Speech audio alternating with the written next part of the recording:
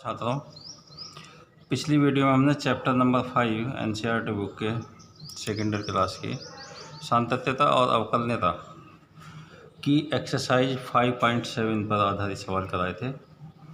द्वितीय अवकलन के बारे में उसमें सवाल थे हमारे पास, सेकेंड डिफरेंशिएशन। आज हम एक्सरसाइज 5.1 सातत्यता अवकलनीयता की है। इसमें हमारे पास देखिए जो क्वेश्चन है दो मेथड पर आधारित हैं। एक तो है रोले प्रमेय। रोले प्रमेय के देखिए नियम जो हैं हमारे पास, यदि कोई फंक्शन है हमारे पास f, interval A B tends to r,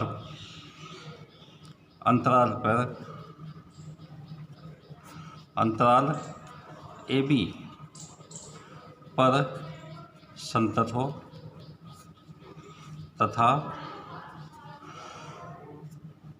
A B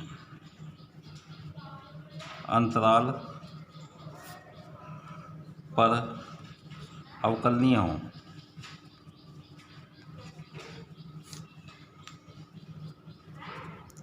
तथा F A is equal to F B हो तो ए बी अंतराल में एक ऐसे सी का अस्तित्व है जिसके लिए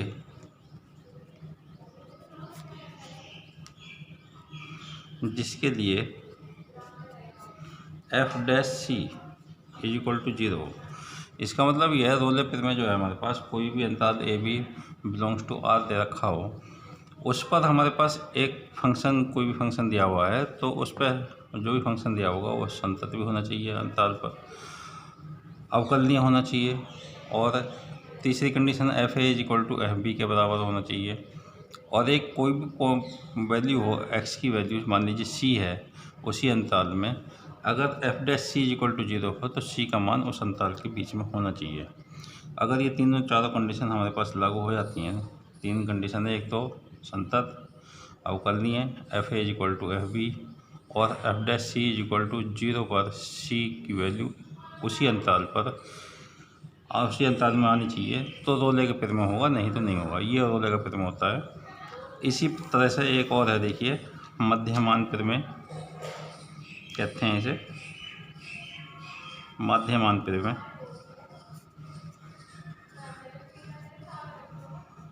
यदि f अंतराल ए बी दे रखा टेंड्स टू r, अंतराल ए बी पर संतत है तथा अंतराल दूसरा दे रखा है ए बी, छोटा ब्रैकेट है ये, इसका मतलब ये है ए बी के बीच में वैल्यू आनी चाहिए, इस पर अवकलनीय हो,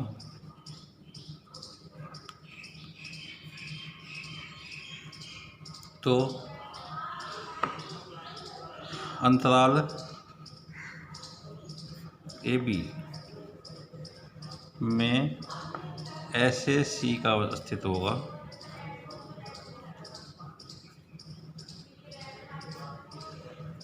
जिसके लिए F dash C is equal to F B minus F A upon B minus A. देखिए मध्यमान और रोले प्रमेय में बहुत थोड़ा सा अंतर है। यहाँ पर रोले प्रमेय में है अंतराल ए बी पर संतत और अवकलनीय होना चाहिए, और F A is equal to F B के बराबर होना चाहिए, और कोई भी सी की वैल्यू जो है F dash C is equal to 0 पर सी का अस्तित्व होना चाहिए उसी अंतराल पर। इसी तरह से मध्यमान प्रमेय में एक तो संतत और अवकलनीय तो होना ही चाहिए उसी अंतराल पर जो भी दिया हुआ है, और एक सी का अस्तित्व होना चाहिए यदि F dash C is equal to F B minus F A upon B minus C. तो ये दो हमारे पास ये दो और मध्यमान प्रमेय हैं। इन्हीं पर आधारित इसके जो है 5.8 एक्सरसाइज के सवाल हैं। क्वेश्चन देखिए इसके, क्वेश्चन नंबर 1 दे रखा 5.8 का। ये क्या रखा, फलन f(x) = x² + 2x - 8 x belongs to, ये अंतराल दिया हुआ है -4 to 2 के लिए। रोले प्रमेय को सत्यापित करो। तो रोले प्रमेय सत्यापित करना है यहाँ पर दिया है। देखिए इसमें उत्तर अगर लिखना है हमें दिया है f(x) जो है x² + 2x - 8 एक बहुपदीय फलन है। और बहुपदीय फलन जो होता है किसी भी अंतराल पर वो अवकलनीय भी होता है और संतत भी होता है। अतः f(x) अंतराल -4 2 पर संतत तथा अंतराल -4 2 पर अवकलनीय होगा। बहुपदीय फलन है तो ये संतत भी होता है जिस भी अंतराल दिया होगा, और वो जो है अवकलनीय भी होता है। एक तो ये कंडीशन हमारे पास असंतत और अवकलनीय तो प्रूफ करने की ज़रूरत नहीं है, ये नियम है इसका। उसके बाद हम fa और fb की वैल्यू निकाल लेंगे। a का मतलब -4 पहली वैल्यू अंतराल की, और b का मतलब दूसरी वैल्यू अंतराल की। तो f-4 इस पर वैल्यू निकालते हैं, -4 का स्क्वायर। x की जगह -4 इस वाले फंक्शन में रख देंगे जो कि रखा हमारे पास 2 × -4 - 8, तो 16 - 8 - 8 = 0। इसी तरह से f2 x की जगह 2 रख देंगे इस अंतराल की वैल्यू इस फंक्शन में f(x) = x² + 2x - 8 में। तो ये वैल्यू जो 2 का स्क्वायर + 2 × 2 - 8 = 4 + 4 - 8 = 0। इसमें देखिए f-4 = f2, तीसरी कंडीशन लागू हो गई इसमें, इसलिए रोले प्रमेय सत्यापित होती है। सत्यापित तो हो गई, लेकिन जो है एक f(x) = 0 पर जो भी c की वैल्यू आएगी वो इस अंतराल के बीच में आनी चाहिए, तो पूरी जो है सेटिस्फाई हो जाएगी ये वैल्यू। रोले प्रमेय सत्यापित होती है। तब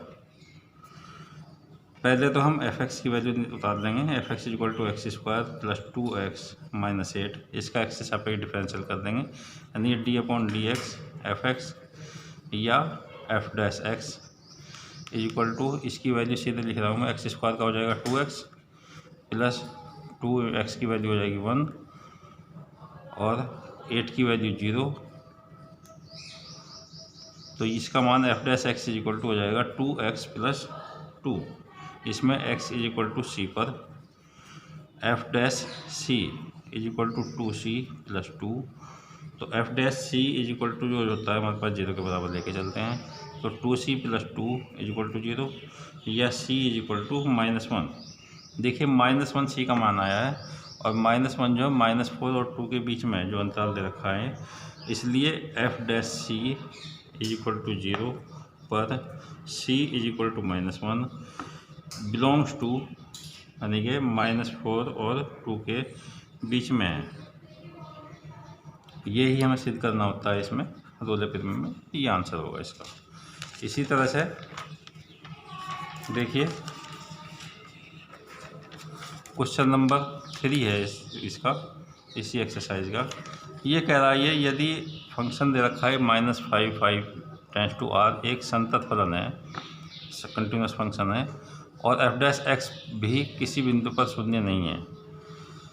ये संतत फलन दे रखा और f'(x) किसी भी बिंदु पर शून्य नहीं होता है, तो सिद्ध कीजिए कि f-5 = f5। ये हमें सिद्ध करना है, =not f5 के बराबर सिद्ध करना है। देखिए रोले प्रमेय के लिए उत्तर लिखने के लिए पहले तो रोले प्रमेय होनी चाहिए हमारे पास। रोले प्रमेय में फर्स्ट कंडीशन होती है f(x) अंतराल यदि a b दिया हो पर संतत होगा, एक कंडीशन। सेकंड कंडीशन होती है f(x) अंतराल ए बी पर अवकलनीय होता है, यह अवकलनीय होगा। दो रोले प्राइमरी होती है, एक तीसरी होती है F A is equal to F B, ये रोले प्राइमरी के लिए होती है। तब F dash C is equal to 0 और सी बिलोंग्स टू अंतराल ए बी, और एफ डैश सी की वैल्यू 0 के बराबर होता है। ये रोले के पेड़ में होती है हमारे पास, लेकिन प्रश्नानुसार ये कह रहा है, ये प्रश्न में दे रखा है, प्रश्नानुसार एफ एक्स संतत है तो अवकलनीय भी होगा, एफ एक्स संतत वह अवकलनीय है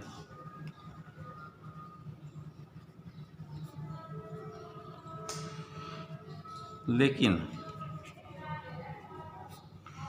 एफ डैश सी यानी किसी भी बिंदु पर, ये कह रहा एफ डैश एक्स किसी भी बिंदु पर शून्य नहीं होता है, यानी कि F dash C is equal to not 0, और अगर 0 नहीं होगा तो एफ ए और एफ बी जो है बराबर नहीं होंगे, इसलिए तब F minus 5 is equal to not F5। अगर सी 0 के बराबर नहीं होगा, F dash C equal to 0 के बराबर नहीं होगा, तो F minus 5 is equal to not F5, ये भी नहीं होगा। और यही हमें सिद्ध करना है, यदि 0 के बराबर नहीं होता है ये, तो F minus 5 is equal to F5 होगा या नहीं होगा, ये आंसर हो गया इसका। इसी तरह से देखिए क्वेश्चन नंबर 5 दिया हुआ है इसी का ही। क्वेश्चन 5 में ये कह रहा है मध्यमान प्रमेय, जो मैंने दूसरी में बताई है अभी, मध्यमान प्रमेय सत्यापित करो यदि अंतराल ए बी में एफ एक्स फंक्शन दे रखा है, ये F X is equal to दे रखा है x³ minus 5x² minus 3x, ये फंक्शन है, ये दिया हुआ है। a इज इक्वल टू 1 और b इज इक्वल टू 3 पर मध्यमान प्रमेय सत्यापित करनी है, एक कंडीशन, फर्स्ट कंडीशन तो यही हो गई हमारे पास। दूसरी है F dash C is equal to 0 के लिए c बिलोंग्स टू 1 3 के लिए ज्ञात करो, यानी कि यदि F dash C is equal to 0 पर हो तो c इस इंटरवल में जो है आना चाहिए, ये दिखाना, ये दूसरी कंडीशन है। पहली बनाएंगे हम, पहले मध्यमान प्रमेय सत्यापित करेंगे। इसके लिए देखिए हमारे पास F X is equal to x³ एक बहुपदीय फलन है,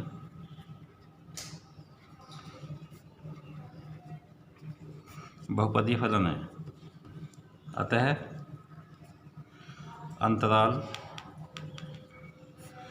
अंतराल है ए बी, यानी कि 1 3, ए की वैल्यू 1 है, बी की वैल्यू 3 है, पर एफ एक्स संतत होगा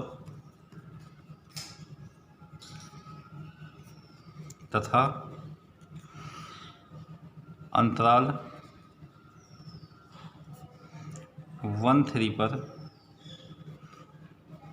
एफ एक्स अवकलनीय होगा।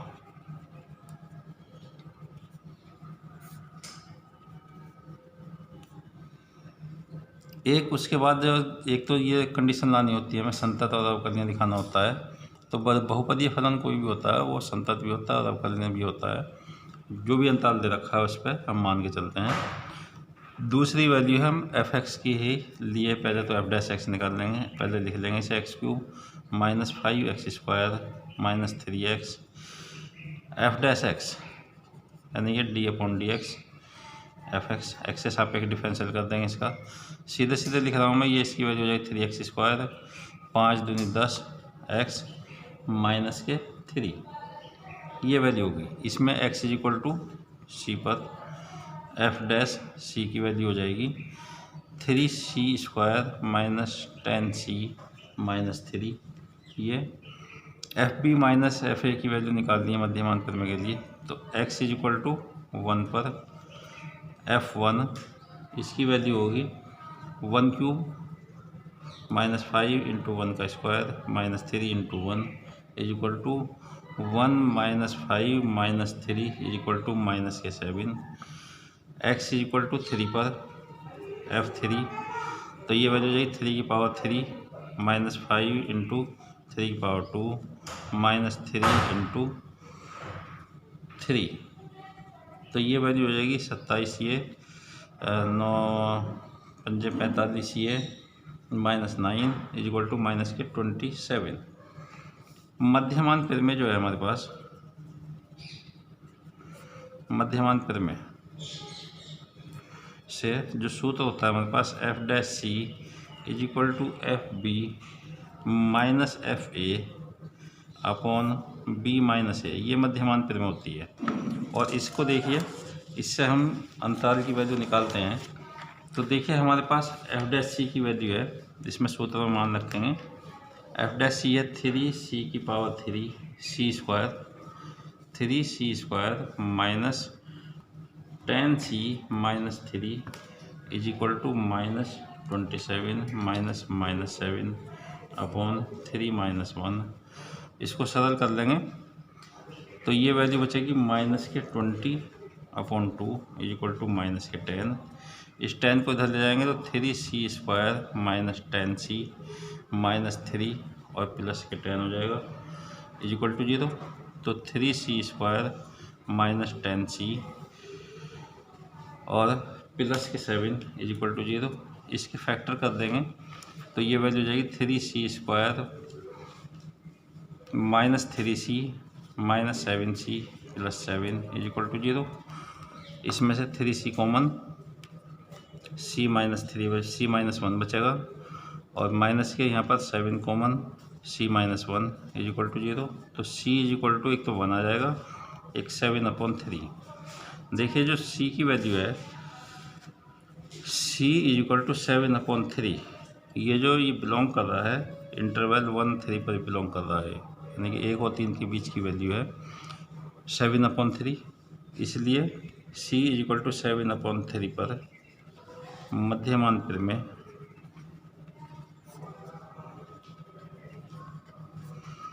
सत्य है। एक तो ये आंसर है हमारे पास, मध्यमान प्रमेय सत्य है c इज इक्वल टू 7/3 पर, एक आंसर हो गया।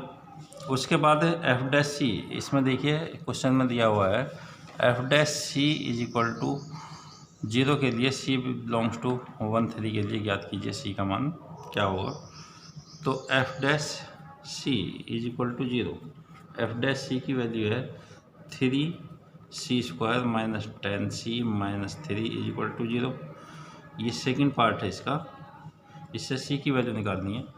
इसके देखिए गुणनखंड करने की कोशिश करते हैं तो देखिए गुणनखंड हमारे पास होंगे नहीं, क्योंकि 3 है यहाँ पर, 3 9 माइनस के 9 आ जाएगा, इससे गुणनखंड नहीं होंगे। गुणनखंड करेंगे सीधाचार्य से ax² plus bx plus c is equal to 0 से x इज इक्वल टू होता है minus b plus minus under b² minus 4ac upon 2a। इससे हम c की वैल्यू निकालते हैं तो c इज इक्वल टू हो जाएगा 10 प्लस माइनस √10 का स्क्वायर माइनस 10 का स्क्वायर, यहाँ भी माइनस माइनस कर देंगे प्लस हो जाएगा, बाद में करेंगे इसे, -4 a की जगह 3 है, c की जगह -3 है अपॉन a की जगह 3 है। उसके बाद इसकी वैल्यू को सॉल्व करेंगे तो c की वैल्यू आएगी हमारे पास c is equal to 10 plus minus √100 plus 36 upon 6। और सरल करेंगे इसे तो 10 प्लस माइनस 2√34 अपॉन 6। और सरल करेंगे तो c की वैल्यू हो जाएगी 5 प्लस माइनस √34 अपॉन 3। पॉजिटिव पर और नेगेटिव पर इसकी दो अलग अलग वैल्यू हो जाएंगी, सॉल्व करके देख लेना। 3.61 आएगी एक, तो एक माइनस के 0.28, दो वैल्यू आएंगी, एक प्लस पर, एक पॉजिटिव पर ये वैल्यू आ जाएगी और नेगेटिव पर ये वैल्यू आ जाएगी। उसके बाद देखिए हमारे पास जो ये वाली वैल्यू है 3 से अधिक है 3.61 और ये वाली वैल्यू 1 से कम है। जो इंटरवल है हमारे पास ये जो है c does not belongs to interval 1-3, 1 और 3 के मध्य नहीं है, या तो 1 से कम है -0.2 0.8 आ रहा, और ये 3.61 है, ये 3 से अधिक वैल्यू आ रही है, इसलिए F dash C is equal to 0 पर अंतराल 1-3 के मध्य सी का कोई मान नहीं है।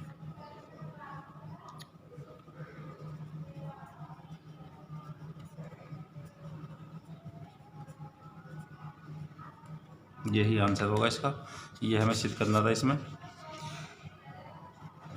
Thank you.